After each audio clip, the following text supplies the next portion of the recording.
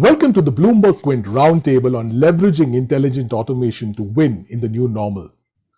Business disruption has been accelerated by the pandemic, and today we live in stop and start economies. For instance, while India was bearing the brunt of the pandemic a few months ago and supply chains were struggling with issues related to flights, logistics, etc., today India is almost back to normal, and that is largely because also citizens are practicing COVID appropriate behavior, while countries like Australia that were normal then are today in lockdown. So the need to succeed through disruption has meant that companies need to innovate and drive digital transformation. And one of the key aspects of digital transformation is the use of intelligent automation through artificial intelligence technologies and robotic process automation. And these empower organizations to transform to agile digital enterprises that can compete effectively in the new normal. Today, we'll be focusing on these trends in the pharma, life sciences, and diagnostics sector. And this is a sector that is critical for India's economy and its aspirations. This sector does not just serve the healthcare needs of one of the youngest populations in the world, and again, one of the world's most populous countries, but is a country that is a key supplier of health and healthcare solutions to the world. Now, there is a role for intelligent automation across the pharma, life sciences, and diagnostics sector, from labs to final sale and literally every process in between. How do pharma and healthcare business and digital leaders make the smartest decisions when it comes to deploying intelligent automation across their enterprises? This Bloomberg Quint virtual roundtable will provide a platform for an insightful discussion on the smart integration of AI and RPA and how intelligent automation should be used across the enterprise as a foundational enabler to compete in the new normal. With that, let me introduce our esteemed panelists for today. First up, we have Mr. Atanu Roy, who is the Group CIO at the Biocon Group. And the Biocon Group is India's best-known global biopharmaceutical company that is changing people's lives in over 120 countries. Mr. Roy has been one of India's most respected pharma sector CIOs for over 10 years, and before that, he has spent nearly 15 years in the consulting space. Welcome, Mr. Roy, and thank you so much for being here. Happy to join in. Next up, we have Sumant Sarangapani, who is the Chief Operating Officer at LifeCell, which is India's first and largest stem cell bank and which enjoys the trust of over 350,000 parents who have banked their children's stem cells with the company. He brings over 20 years of rich operational and strategic leadership experience in the healthcare space. Thank you so much for being here, Sumant, and welcome to this conversation. Happy to join. And finally, last but not the least, we have Mr. Milan Sheth, who is Executive Vice President, the IMEA region at Automation Anywhere, which is powering this podcast. And Automation Anywhere's AI-powered digital workforce platforms optimizes the business processes of 90% of the world's top healthcare institutions, 85% of the world's top banks and financial institutions, and over 85% of the top technology companies. Milan also brings over 20 plus years of experience in the advisory and consulting space to this conversation. Thank you so much, Milan, for being here and for being part of this conversation.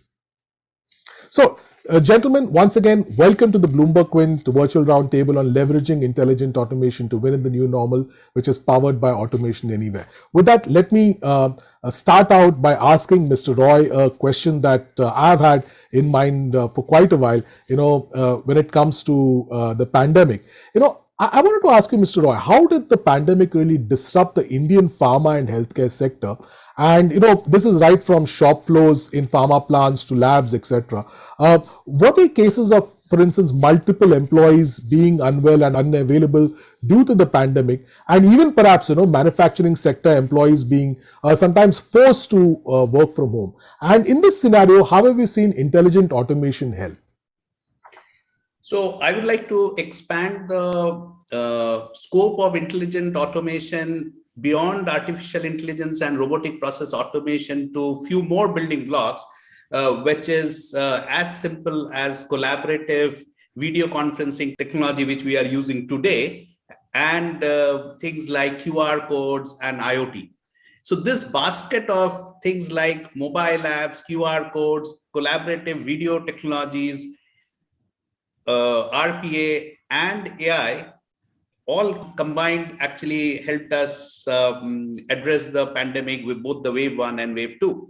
And the biggest problem for the pharma company when it suddenly hit us last March was how to ensure that the supply chain runs, because this was an essential services industry and we had to continue production.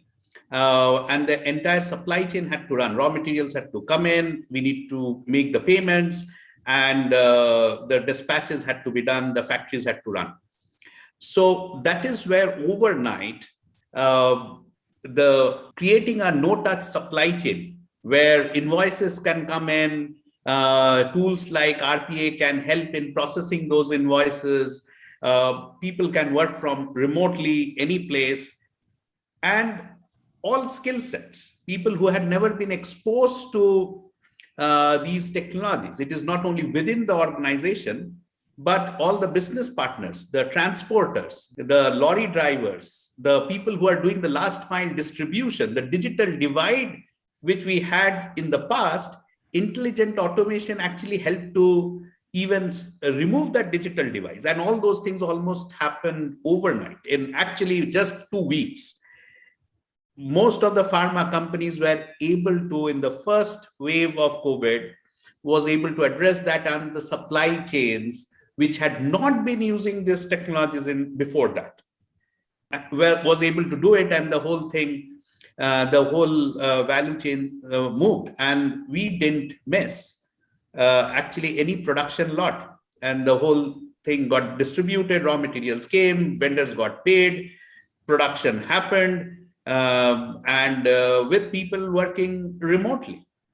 So I think this entire basket of collaborative technologies, workflow solutions, QR codes, RPA, algorithms, AI algorithms inbuilt into the processes help run this supply chain seamlessly. What was revelation for us is that so-called digital divide, which we thought existed in the organizations or in the larger ecosystem. It was not only the company per se, but the entire extended supply chain.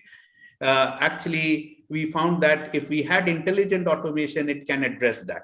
So that is how we were able to cope up, and we were successful both in the wave 1 and wave 2. That's really fascinating, sir. Because I think what you really brought out is not just a business benefit, but even actually, a social benefit, right? The bridging the digital divide, that is so very important. Suman, I want to ask you, what about biobanks and diagnostics, of the kind of company that you run? Now, there was clearly a massive demand for one kind of diagnostics, but there was equally, I guess, demand was there even in the other elements too. That's always been there in India, given our population. So how can this disruption really push companies to really take this as an opportunity to showcase the power of intelligent automation and perhaps get workforces to embrace the power of automation, and in a way, like Mr. Roy said, bridge the digital divide even in the space that you all are in? Thanks, Devas. Very nice question. I think companies are constantly going to acquire and to embrace new technologies and to see how they can actually put themselves into a situation where they can actually take the benefits of new technologies and how to grow with the new technologies. So one such technology is RPA, and which is robotic process automation. And last year was though it was a pandemic, I would say it was an opportunity rather than an issue or a problem. Because when we started the COVID division, and I think many labs started the COVID division, there was tens and thousands of samples that need to be analyzed, need to be tested, need to be reported. But at the same time, all the samples had to be manually entered. The data needs to be entered into the ICMR portal. So that was one of the big bottlenecks or challenges which the labs had faced. And this was addressed in a very beautiful way by the RPA, in which they actually ensured that the entire data could be actually automated and they could be fed into the ICMR portal through the bots. So this was one of the biggest discoveries that happened with the help of the RPA, and it was completely a big, massive success. So as our company, Lifecell 2, embraced this particular situation, I'm sure other companies also did that.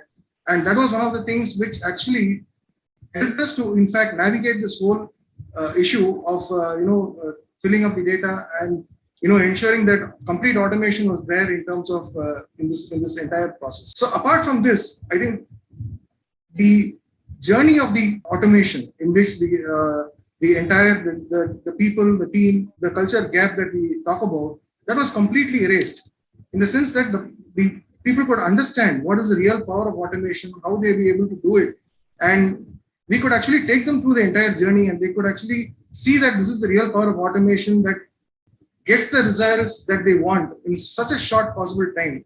For example, tens and thousands of data, and each sample or each data entry takes 20 to 25 seconds is something really amazing that the power of automation can do. So I would say that this was an opportunity that actually came up by, in fact, this technology came up to the forefront because of this particular situation that came for all of us in the diagnostic community.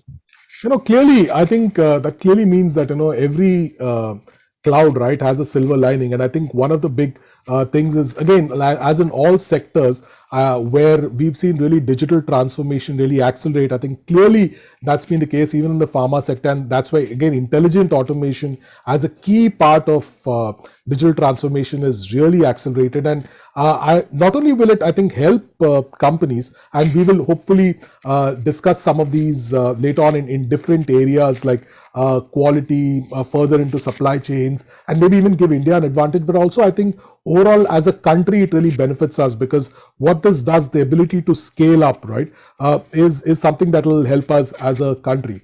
Milan, I wanted to come to you with a slightly different angle. One of the digital trends that really defined the pandemic was the massive increase in cyber attacks, and especially in this sector, there has been a huge number of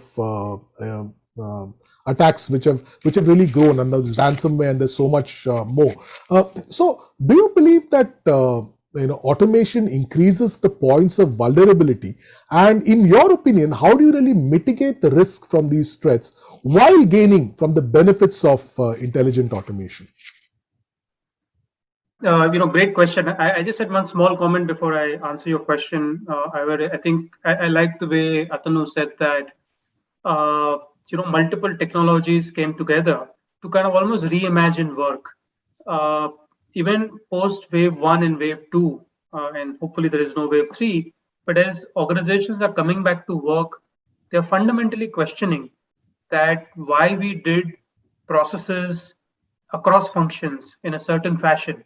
And can I really bring in a logic, an algorithm, a bot, which essentially frees me up to do something more value adding? So I think that fundamental rethinking is something which has been, and I think the way you said or Suman said that, kind of that silver lining in those dark clouds, which clearly has emerged. Now to your question on, as you in any system, as you depend more and more on machines, historically there has been data around cyber risk and cyber situations when it's equally both between human failure points as well as the machine failure points. So like any system, your ability to identify and assess the risk which lays within your process framework and try to kind of, because the bots are essentially going to work on the process flow which you have captured in the bots. So it's not so much of at a process level, are there any risks? It is just the overall infrastructure, and it's a larger infrastructure issue. If you're on cloud, it becomes even more pronounced per se. I think I would give a very different angle here, which we found in a slightly moving away from industries, is that when I looked at all the IT services industries in India, which is, we are probably one of the biggest hubs in the world today, they actually use automation to really counter the multiplied challenge which had come from the cyber point of view. So the constant attacks which were being done, they were using variety of automations to real-time detect and correct, and as well as, instead of that human effort and monitoring that effort, that effort was probably put onto automation. So that is another kind of dimension which I would like to highlight. And then the last part, in any security related question we always have, and particularly in a pharma industry where IP protection, the sales data, as I understand from colleagues, is that and the distribution data, etc., are fairly sensitive in nature.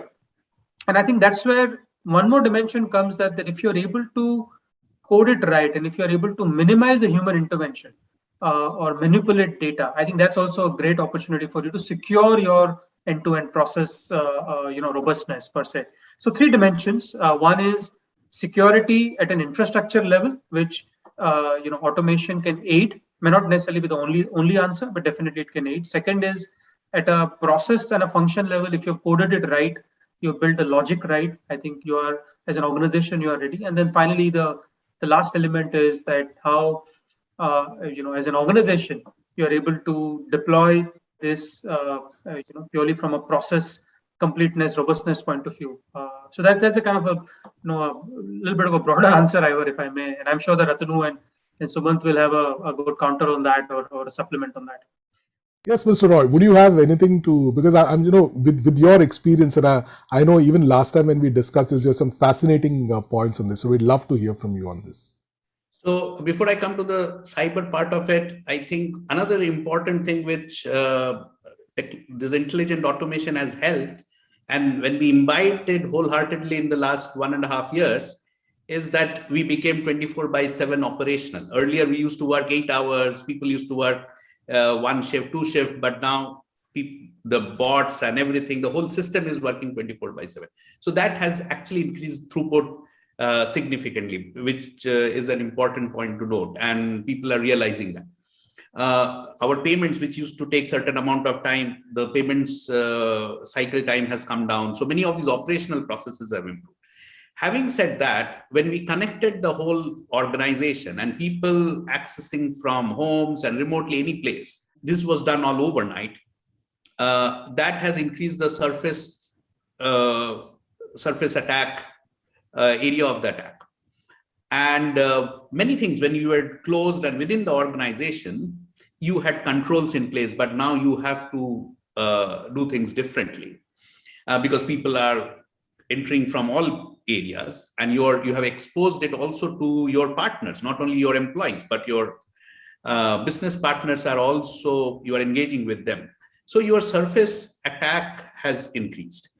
The people who do this attack are also using intelligent automation to do various ransomware and virus attacks. So whose automation is better than whose?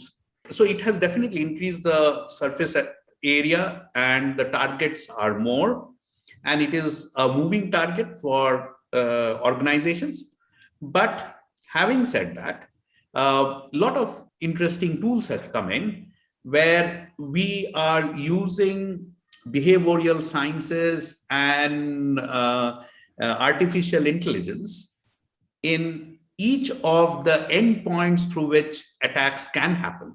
And that is, each endpoint has artificial intelligence which tracks the behavior, and any change in behavior of that machine, that endpoint detects an attack and isolates it. So we have to create a multi-layered security approach so that if one breach happens, the next layer can stop it.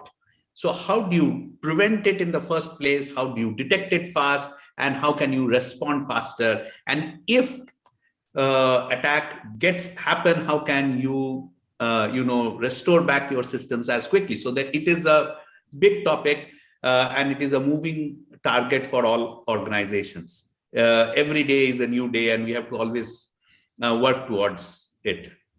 Absolutely, sir. I think when it comes to cybersecurity, every day is a new day, every day is a new challenge. Sumant, what about y'all? What were the challenges that y'all faced on this front, and how did intelligent automation really help y'all deal with the cybersecurity challenges? Because when y'all did so much of digitization, when y'all moved when ICMR wanted all this data done in real time and so quickly, what were the challenges that y'all faced on the security front?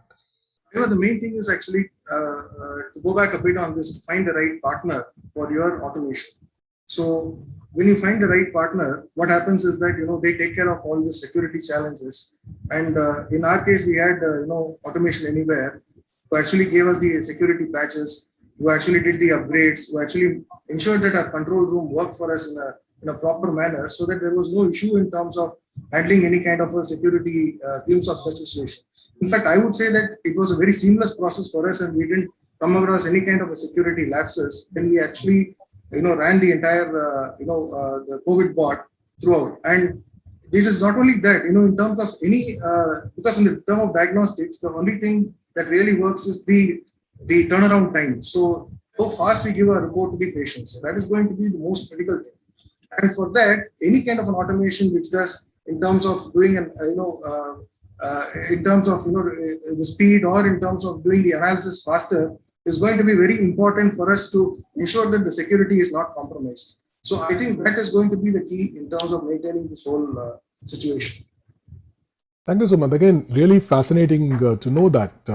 I want to quickly move to to the other core aspects. I know security is something we get into it, we can spend hours on it, but every day is a new challenge, and I'm sure that there have been excellent learnings that came out of this. Milan, I wanted to ask you. We currently do business in a stop and start economy, and in fact this is a term that really didn't exist before the pandemic, right? And this is something that really came out because of it.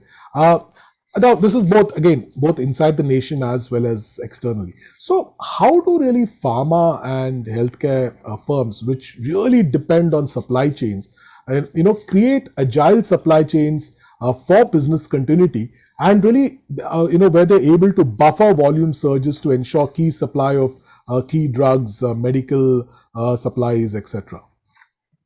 If I can just take two examples. So, one of the largest medical diagnostic companies globally runs a center out of Bangalore to support their global operations. And, during the height of pandemic, one of the things which they did is they centralized a lot of their processes in a single location across the world. Because again, as various parts of the world were shut, and hence in almost like you visualize a situation that this particular center was managing 5 times or 6 times the load which they were geared to manage, or they were designed to manage. That's where I think the automation came into picture. Some of the processes which got digitized overnight. The simplest example I can kind of quote is that there were insistence on a certain type of documentation, shipping documentation, sales order documentation, and there was this validations and checks which were being done.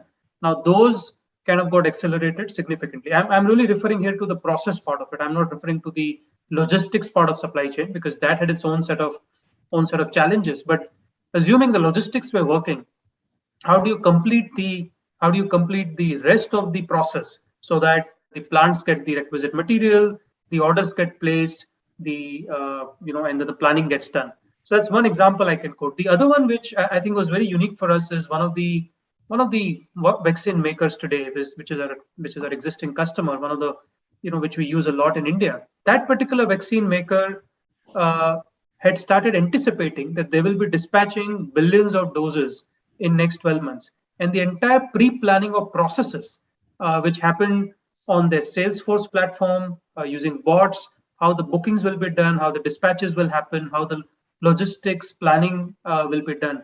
So that entire activity, which on a normal situation would have taken a very different multi-country play, I think the pandemic forced, in this particular example, where multiple partners came together, so software providers like us and many others, as well as the supply chain kind of came together. So I think nothing new, Ivan, in what we've observed in supply chain. I think what probably definitely has happened, at least we've seen this across industries, is that uh, ability to revisit a lot of steps which probably were not challenged. I think, and again, Atanu can speak more authoritatively on this topic, but my limited learning, having worked with a lot of this large global pharmaceutical life sciences players, they were able to streamline processes both digitally as well as manually or by the work steps, in this entire pandemic. Thank you, Milan. Mr. Roy, I'd certainly like you to, chime in over there and give your perspectives. But I also wanted to, bring in over here the issue of clinical trials. Now, India has obviously been a huge base for clinical trials. India has got great capabilities. India is very low cost as compared to the others. India has great legal frameworks, etc. And but again, what happened was, I guess we all know that during this time, many trials needed to be speeded up, and there was this entire concept of hybrid clinical trials also that came in. Now, keeping this hybrid clinical trials in mind and the supply chain issues, now there are both ends of two different ends of the spectrum. How do you think intelligent automation has really helped in both these areas? So on the supply chain part, so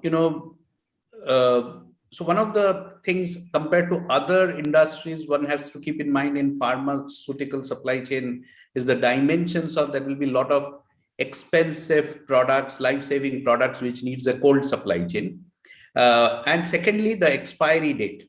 So you need to have the right product at the right place, and demand can fluctuate. So the last mile forecasting and where you actually need. So you might need the product in Raipur, but you have in Indore, that doesn't help. So forecasting at the last mile, an ability to quickly replan and reshape is a very agility in redistribution is a very important part of the supply chain. On top of it, add things like cold supply chain, the products have to be stored in this condition, and there is an expiry date. So the forecasting part at the last mile is extremely important, the accuracy of the forecasting and how you replenish it.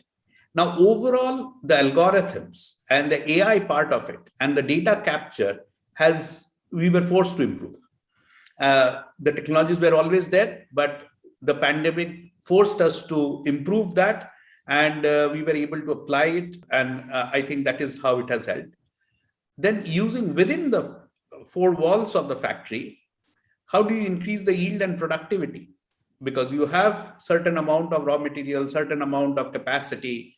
You don't want to waste any amount of the capacity because there is demand in the market, and you have only that much limited raw materials which you have imported. You cannot get the next shipment after there is a lead time.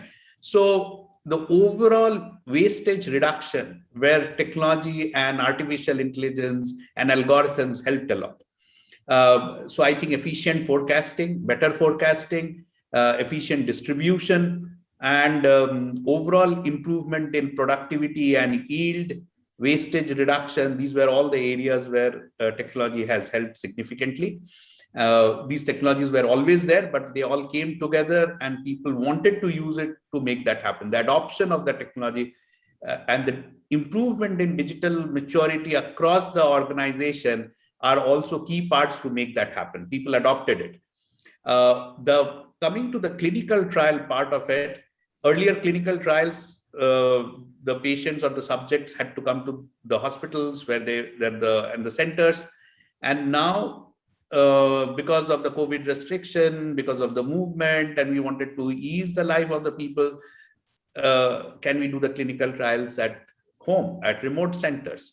And that is where hybrid technologies have come in, and the ability to do those things where data integrity is there, the proof of clinical trial is there, all the regulatory norms are maintained. So software designed for a hybrid environment and ability to work in a low bandwidth zone, those things coming into place. I think all these things helped in hybrid clinical trials, and I don't think the speed of the clinical trials had adverse impact during the COVID days. So things went on. I would add one more point to which Atanu said, and I think everything, if I was listening to him, one of the very critical element was obviously adoption, but also the speed of deployment. I think what pandemic has done is that historically many technology rollouts had a pretty long gestation period. Organizationally, it is to go in a certain manner. And I think what has really changed, and the technologies, he talked earlier about collaborative technologies or IoT or RPA. I think one of the common factor in all these technologies is the speed at which you can deploy.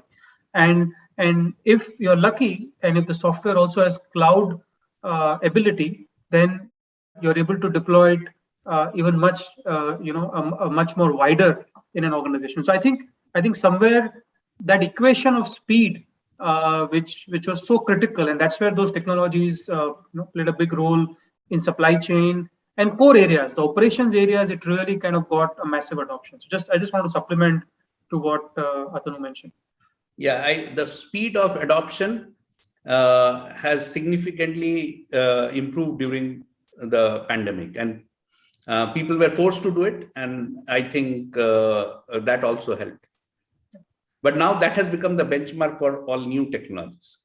That's the way with technology. And I think, yeah, Milan, you're absolute. I think that's something that's I think organizations really need to keep in mind when they are really evaluating automation solutions. The ability to deploy at speed, at scale. Again, the point you made, right, about the vaccine maker, billions of doses. I mean, that is at a scale that's completely different from what many of these companies used to operate at. And absolutely, I think all of you all are right. I mean, the pandemic has really pushed this. And, there's this joke that went around in a lot of CIO groups that I was part of in the some of the earlier months of the pandemic, that, that the virus has perhaps done more for digital transformation than any technology leader or any even a CEO who's very focused on technology has done. I know it's a joke, but I think somewhere there, I think that's what it has caused it. But there is a silver lining, I think, again over there, that what companies have done is take that extremely tough time, leverage some of these very intelligent solutions across automation, across so many different areas, and really bring digital transformation. Mr. Roy, since we're speaking on pharma, before I go to another question to Sumant on the diagnostic side, I had a larger question on pharma, which is not just related to the pandemic, but there's this entire India is largely a country of generics manufacturers as opposed to innovators, if you put it right now. Is there something when it comes to intelligent automation, now considering the fact that India has a lot more generics companies, and therefore they manufacture instead of one molecule in a plant, I mean, there are perhaps hundreds of SKUs. Keeping all of this in mind, do you think there is an opportunity for Indian companies to really do something very unique versus the multinationals that run, large capability centers in India, and especially where intelligent automation could really play a role in catalyzing great things for Indian pharma? So the way I look at it is, most of the Indian companies, because they are manufacturing large number of products and the portfolio is much larger, primarily large number of generics, biosimilars. So the complexity of the entire value chain increases manifold. In the same manufacturing facility, you are doing large number of products and SKUs compared to possibly an innovator, which would be doing very few in one facility. So not only the regulatory complexity increases, the chances of error increases, and the manufacturing supply chain complexity increases. And if you were to integrate everything, where you integrate from shop floor, from labs, make everything paperless and integrate the equipments with the physical value chain, the manufacturing machines, the diagnostic machines, the instruments with the information systems, then you are reducing the chances of error, and you are also helping increase the throughput of the value chain where the complexity is extremely high. And that, while you're doing this integration, you can add in the intelligence part of it, the algorithms part of it. And that is where the Indian pharma industry can do certain things differently, which is not there in many of the innovators, because they just don't have that complexity of the manufacturing and supply chain, which is there with the Indian pharma companies. And hence those algorithms and the handling so much of integration, the Indian pharma companies would have the ecosystem to make that happen, and especially building those algorithms to run the operations in an intelligent automation way. Any thoughts from you, Milan, on this, since you obviously observed this industry closely, and you all have really enabled automation for so many pharma companies, both in India and across the world. I mean, when I was introducing, I noticed that you all had, I think, close to 90% market share in automation in the pharma and healthcare space. Yeah, I think on pharmaceutical, probably Tanu is more competent to speak. So I think I would not add anything there. One area, though, I would like to kind of expand it a bit is on healthcare. And if I look at hospitals, and of course Sumant's company is part of that extended chain. There was a significant people dependencies they had while servicing customers or servicing suppliers or distributors. I thought that again got significantly challenged. So that linear equation, that the growth in hospital or in a diagnostic was always linked to the number of people or number of centers you are able to do. I think that equation somewhere has been questioned rightly, and I think the smarter companies, and I always try to draw parallels between any centers for that matter, whether an insurance branch or a bank branch or a healthcare center where you go and do diagnostic, or you go to a hospital. Essentially, they're all had this element of physicality attached to it. And somewhere in this pandemic, I'm not saying it is completely gone. There is definitely a great merit, but pre-visiting the facility, post-visiting the facility, the interaction itself, I think that has clearly undergone change, and multiple technologies have played a role, including automation. So that's just one dimension I wanted to kind of, in a larger scheme of things in the life sciences. And the amazing thing is the adoption has been exceptional in this industry, because this is one industry which, from multiple perspectives, did not have, so to say, necessarily a revenue challenge. I mean, they definitely they had service and product both in demand at that point in time. Absolutely. I think that's a very important point, and which is why they were able to invest and really leverage this time. Sumant, coming to you right now, definitely y'all have used great automation technologies. Y'all have seen drastic transformation, tremendous gains. Now, with quality being a non-negotiable in your sector, right? There is also the global, the regulatory perspective that really comes in, both globally and in India. Now, you're largely are in India. How can really companies, you feel, improve quality, accuracy, and in this in terms of ensuring regulatory compliance through intelligent automation? Can you share something from your own experience and how even other Indian companies can perhaps learn from this?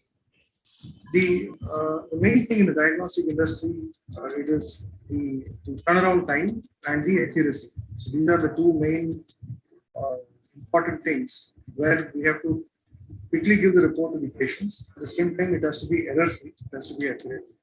So apart from the RPA and other automations, it's also important that, like Mr. Atanu mentioned, that we have to be as much we should not have the manual dependency as much as possible. So we are currently transforming into, or we could say that we are almost transforming into a paperless lab, in the sense that all the instruments are interfaced. We have a software which is connected from end to end.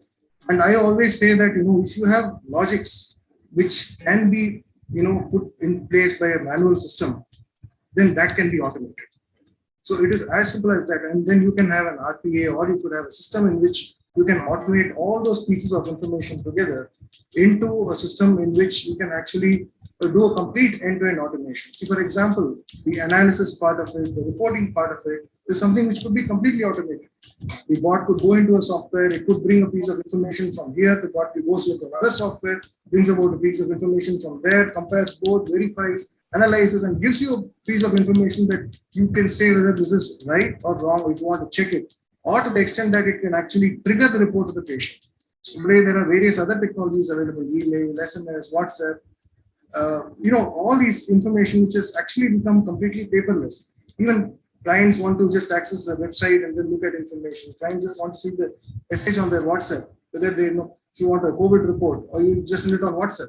So it is it has become so paperless and so digitalized, and the RPA actually really enhances the entire process in a very beautiful way, such that things become so seamless. At the end of it, it is the patient has to get the report on time, and the report has to be accurate. So these are going to be the two important pieces that any diagnostic industry has to ensure, and it has to operate upon. Mr. Roy, coming to the regulatory perspective on your side, again, that's a very, very important challenge for pharma companies. So how do you think pharma companies can really enable faster regulatory documentation and reporting, especially given the continuous challenge that has been posed by the pandemic, because there is still so much of work happening, with regard to clinical trials, drug discovery, and all of this? So the first thing, get the basics right. And that is where integrating data from instruments to the information systems is the most important building block. And so that there is no chance of errors in transcription, which is there. You just rule that out. So that is the most fundamental building blocks, and that takes the most amount of time. So how do you do a data management effectively? That is the most important part. And then once there is no confusion, no chance of error on the data, then a lot of things can be done on how do you increase the speed and the productivity of the whole process. How can you make documents, report writing better? And that is where technologies like natural language processing comes in, where even the report creation and report writing can be automated to a large extent, and consistency in reports also comes in. So those are the things which is getting done, and the speed is improving. What I am also seeing is that these technologies are augmenting the human capability. If I had few experts and I had a large number of intermediate skill people, now I can make the intermediate skill people expert, complement them with these technologies, and they start working as experts, because now their report writing capability increases, their ability to churn out good data analytics increases because they have access to these tools and technologies. But having said that, the very fundamental thing is to get the data right, and that is where you integrate from all the source systems directly, and that takes time. That is the hard work, and that cannot be compromised. Otherwise, the top layer is built on weak foundations. Absolutely, sir. The foundation is very, very important. We've really discussed so many aspects of automation, RPA, etc. here today, encompassing so many different areas. And I finally wanted to bring it all together. You all have both, Mr. Roy and Sumant, you all have deployed automation. You all have leveraged intelligent automation during this time to great benefit, both for your companies and for the people of India whom you all serve. And Milan, again, you all have helped so many companies do this. So I wanted to really ask you all at the end of this, how should really CIOs go about when you'll deploy some of these solutions? I know that when some of this was done in some of your companies, there was really no time. It had to be done double quick. I mean, everything. I think speed was very, very crucial. But how do you really set tech's expectations right when it comes to intelligent automation? How should CIOs really balance the expectations of transformation, and what is really the ecosystem necessary for getting intelligent automation implementations right? And perhaps, I'd like, if it's possible, for all three of you to come in over here. Maybe first the CIOs, maybe Mr. Roy and Sumant, and then maybe Milan could finally bring it all together, this question and this discussion. Mr. Roy, I'd throw the floor open to you. So as I see it is, to increase the speed of adoption, I think making quick wins and demonstrating success is extremely important. So that is where the agile mode of delivery, that keep a time bound, that every program, frame it in such a way that it gets delivered in 3 months and not more than that. It might be the scope can be less, but demonstrate success, and the commitment from the independent business owners is extremely important, and they need to be sold the idea and they need to drive it. And parallelly, it is the capability building in the organization where it is getting done. And we need supporters in the rank and file of the organization. We need champions within that. So if I'm doing it for a finance function, it is not only the CFO who needs to be sold, but I need to have spot champions within the finance function who would be my evangelists and make that happen. Because so apart from doing the technology part of the solution and crafting a great solution, we need to look at the soft aspects of identifying the key champions within the user organization. They should be passionate about driving it, make a difference. So these soft factors play a very important role, and keeping it time bound, do it within 3 months. If it doesn't work, so if you have to fail fast, learn from it. So the agile mode of delivery, DevOps methodology for running this as a program, and having a product management view rather than a project management view to it, because it is a process of continuous improvement in the solution. So I consider this as a product which I'm building for the finance organization or for a supply chain organization. And my team who are doing that, they are product managers rather than project managers. That mindset change can make a huge difference. Sumant, any thoughts from you on this? I second most of the points what Mr. Atanu mentioned. So it is important to have a good product, and it is important to have a good team. Identify all the various projects which are actually taking place in a manual way. So what are the various tasks which are manual? So have a team actually which goes about identifying those. It could be in various departments. It could be in finance. It could be in the lab. It could be in operations. It could be in various departments. But then there are certain mundane tasks which are being done by the team every day. See, for example, in the finance, they would be downloading bank statements on a daily basis and then doing a reconciliation and then feeding it into the system. Now, this is a mundane task. So, for example, educate them. I mean, you have to educate them, saying that this is something which a RPA can handle. This is something very mundane task that you're doing on a daily basis. So that is something for them will be, initially will be, for them they will not be able to understand that, but then we have to make them understand and then show them the power of RPA, take them through the journey. And for that, have a team which is able to handle that.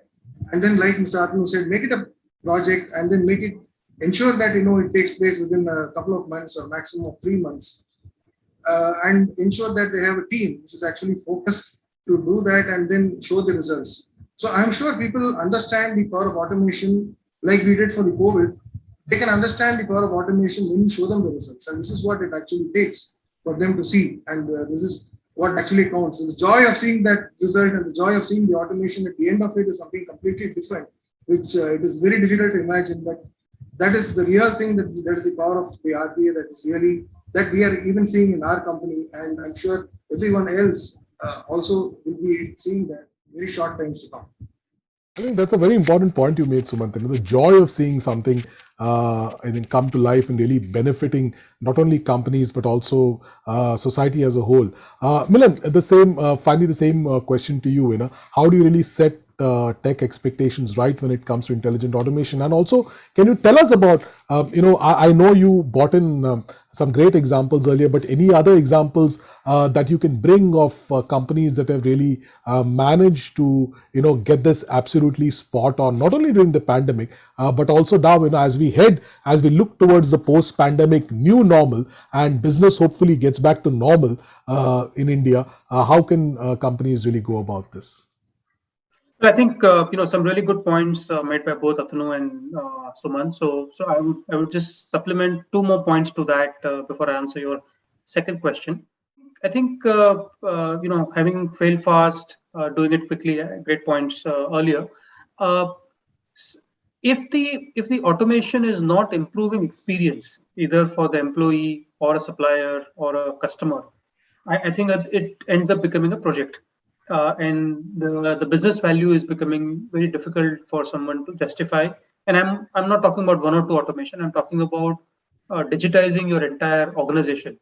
I think if you're able to improve experience, and service industries tend to do it, they intuitively understand it. I sometimes think that manufacturing industry, other than the CIO, CDO community, the others sometimes take time. So I think it's very important to align them and say that this leads to a certain improved experience along with a cost, time, throughput, productivity kind of benefit. So I think to me, that's a very important lesson we have learned, particularly in India, where sometimes the cost arbitrage from a people point of view is not very significant, which is probably the case in the other parts of the world.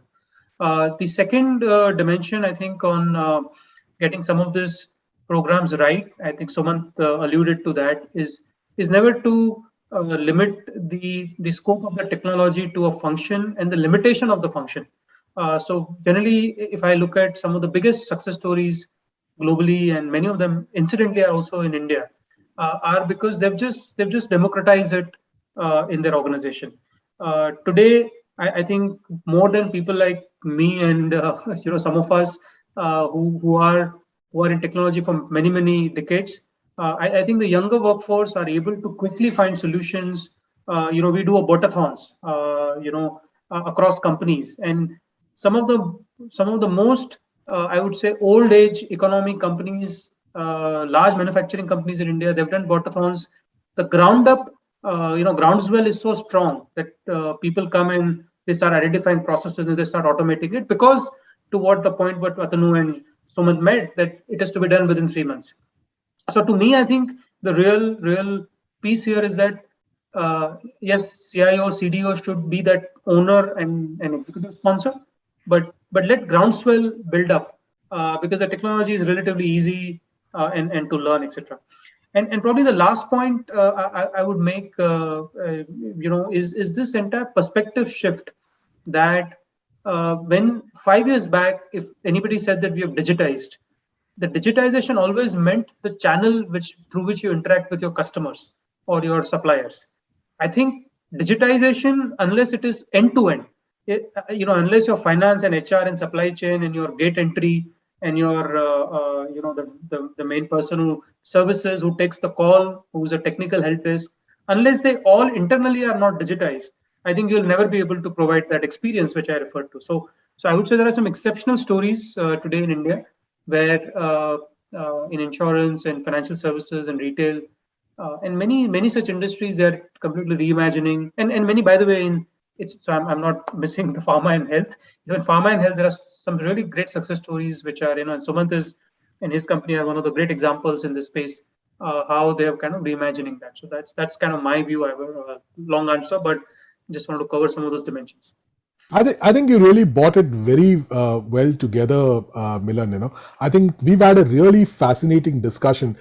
We've really looked at how this pandemic really drove digital transformation and how automation played a very, very key role in that. Bringing in scalability, bringing in reliability, bringing in also enabling greater security, etc. within pharma organizations.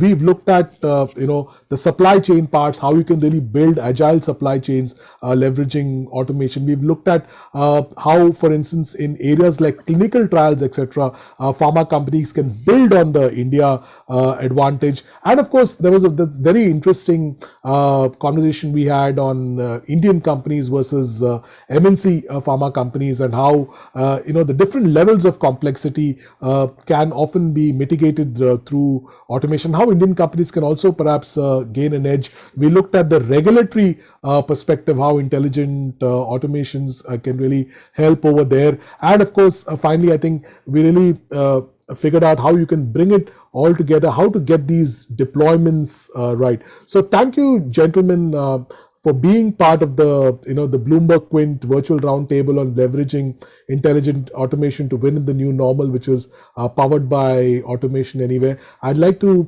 thank you, Mr. Roy, Sumant, and Milan, for the time that you took, for the deep insights that each one of you brought to this conversation, which I think made for a really, really enriching conversation. Thank you so much.